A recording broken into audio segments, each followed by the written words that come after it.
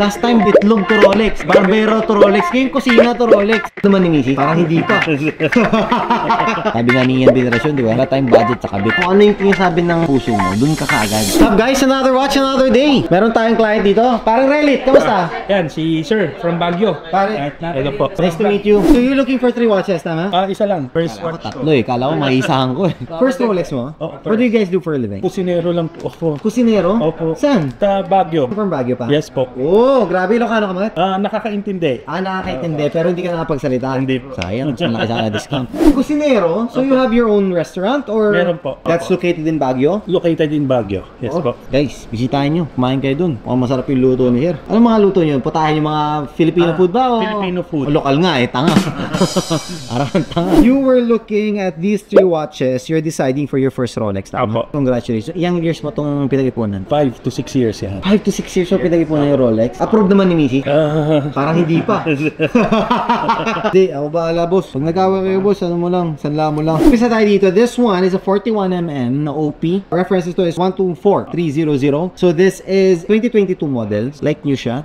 It's so white. So for your wrist naman, tingin ko bagay naman. Next is here we have the Milgauss. This is actually used more by engineers. Kasi may ano to eh. May anti-electric tsaka magnetic field system siya sa loob. May configuration, double lock siya. Yung mechanical movements kasi ng mga watches, pag may mga magnetic fields is pwede siya maapektuhan. Kaya for this Milgauss, this is literally just created for those engineers that are exposed to magnetic fields and electrical magnetic field. Trivia. Yun ang trivia. Next is we have here, this is the Rolex Explorer 2 naman. This is the 42mm. This is the biggest among the 3. But this one is a black model. It has a GMT kasi. So Greenwich Mean Time, yung sabihin ng GMT. Meaning it can tell 2 time zones. Para yun dun sa orange hands niya. This is another time zone and this is another time zone din. 42mm reference ito is 216570. Ano yung pinakaunang parang trip na trip mo talaga dyan, bro? Ito talaga, yung Explorer.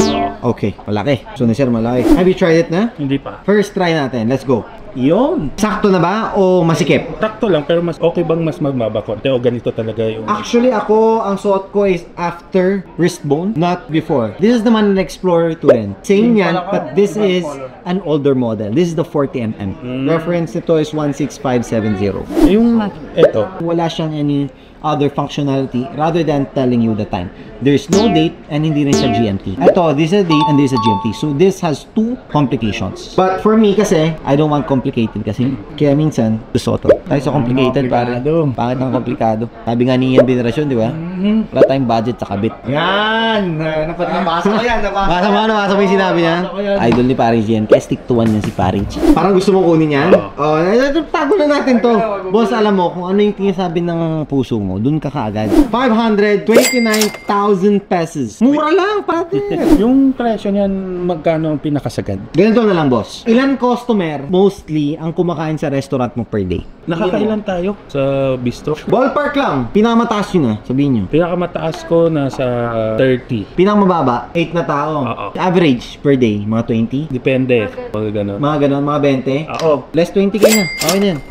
Ganun pala yun. Ganun yun. Lagi na. Either less 20k or tawagan mo ngayon yung restaurant nyo, tanong nyo kung ilan na naging customer nyo to, hindi. Ilang tables na. Pwede ka tumawag. Ano, 20k or tingin mo mas marami sa 20 ngayon yung customer nyo? Baka mas marami sa 20, mga 25k discount natin. Kung tatawagan mo boss, wala na yung 20k ha.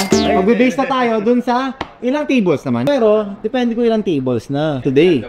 Yung discount na lang. Yung 20k na lang? Discount pressure. Okay, done deal. Sige. Done deal. Thank you so much. Pera ba yung nakita mo pare? Bago segment, tanga. Last time, itlog to Rolex, barbero to Rolex, ngayon kusina to Rolex. Sa amin natin may inspire. Wow, di ba? Ako never pa ako nakapag-Baguio, boss. Layo sa inyo eh. Tsaka malamig. Lamigin ako eh.